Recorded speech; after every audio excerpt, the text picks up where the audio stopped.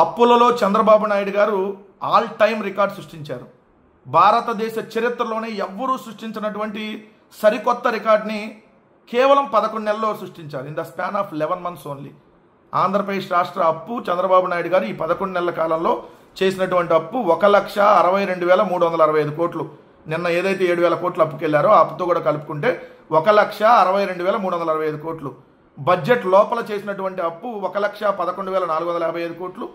Budget బయట మార్క్ఫెడ్ ద్వారా 6,700 కోట్లు, సివిల్ సప్లైస్ ద్వారా 2,000 కోట్లు, ఏపీఐసి ద్వారా 1000 కోట్లు, ఏపీ పవర్ కార్పొరేషన్ ద్వారా 710 కోట్లు, మొన్న 1,91,000 కోట్ల విలువైనటువంటి 436 గనుల్ని తాకట్టు పెట్టేసి తెచ్చినటువంటి 9,000 కోట్లు. మొత్తంగా కలుపుకుంటే బడ్జెట్ బయట కార్పొరేషన్ ద్వారా 19,410 కోట్లు, బడ్జెట్ లోపల 1,11,455 కోట్లు, అమరావతి పేరుతో 31,000 కోట్లు, మొత్తం 1,62,365 కోట్లు. మరి ఏం చేశారు చంద్రబాబు నాయుడు గారు? ఇంత అప్పులు చేసి 1,62,000 కోట్ల అప్పు 11 నెలల కాలంలోన దిమ్మ తిరిగిపోయేటట్టు ఆంధ్రప్రదేశ్ రాష్ట్రానికి ప్రజలకి బొమ్మలు చూపిస్తున్నారు కదా, చుక్కలు కాదు బొమ్మలు చూపిస్తున్నారు. దిమ్మ తిరిగి మైండ్ బ్లాక్ అయ్యి బొమ్మలు కనపడతా ఉన్నాయి. ఎందుకంటే ఒక్క పథకం వల్ల 1,62,000 కోట్ల అప్పు అంట. అదే జగన్మోహన్ రెడ్డి గారు 5 సంవత్సరాల కాలంలో ఆయన చేసిన అప్పు కేవలం 3,32,000 కోట్లు.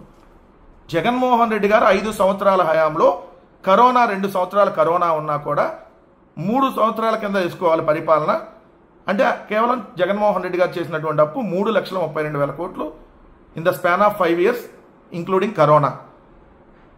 దాంట్లో కూడా 1,93,000 కోట్లు, 1,93,660 కోట్లు 5 ఏళ్లలో ఆయన అసలు కమ్ వడ్డీ చెల్లించారు. అంతకుముందు ప్రభుత్వాలు చేసినటువంటి అప్పు, మీరు చేసినటువంటి అప్పుకి అసలు కమ్ వడ్డీ చెల్లించారు 1,93,660 కోట్లు. 2,75,000 కోట్లు డీబీటీ ద్వారా నేరుగా ప్రజలకు అందించారు, ఒక్క రూపాయి అవినీతి లేకుండా.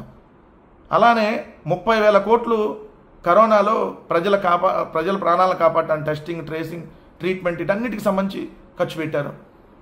మళ్ళీ 4 పోర్టులు, 10 ఫిషింగ్ హార్బర్లు, 6 ఫిష్ ల్యాండ్ సెంటర్లు, గ్రామ గ్రామాన సచివాలయం, రైతు భరోసా కేంద్రం, హెల్త్ క్లినిక్, డిజిటల్ లైబ్రరీ, నాడు నేడు స్కూళ్ళు బాగు చేయటం, ఇవన్నీ జగన్మోహన్ రెడ్డి గారు 17 మెడికల్ కాలేజీలు. కానీ మరి మీరు ఈ 11 నెలల్లో 1,62,000 కోట్లు అప్పు చేసి ఒక్క రూపాయి కూడా ప్రజలకు అందించకుండా, ఏ ఒక్క అభివృద్ధి కార్యక్రమం చేయకుండా ఏం చేశారు ఈ అప్పులు? సమాధానం చెప్పాలి చంద్రబాబు నాయుడు గారు.